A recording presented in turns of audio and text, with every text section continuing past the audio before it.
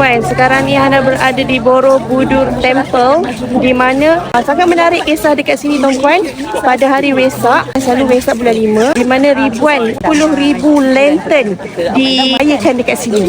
Okey, jadi tuan-puan, sebenarnya kami sedang menikmati percutian P-Trip ataupun percutian fully sponsored by Public Gold. Ada dealer-dealer yang qualify P-Trip. Siapa yang qualify P-Trip ni tuan-puan, dalam masa setahun dia dapat bantu penyimpan emas, alihkan wang fiat lebih daripada RM600,000. Sebenarnya ada 4 ultimate reward daripada Public Gold. Yang ini adalah salah satunya, dapat menikmati percutian percuma VIP trip dan juga kita ada VVIP trip 4 hari 3 malam. Apa cuma tuan-puan, 1 hari 3 kali makan, flight tiket pergi dan balik, sponsor, masuk ke tempat-tempat yang wow factor, percuma, tiket dibayar oleh Public Gold. Jadi tuan-puan, kita datang sini bawa duit cekedis saja.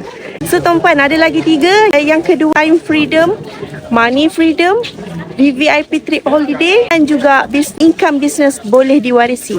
Jadi itu 4 ultimate rewards oleh Public Gold tuan-puan. Berminat nak join Hana dan tim, boleh tunjuk pin video di profile. Hana akan bantu tuan-puan sebaiknya. Kita sama-sama kaya dengan emas, kaya dengan bisnes emas Public Gold.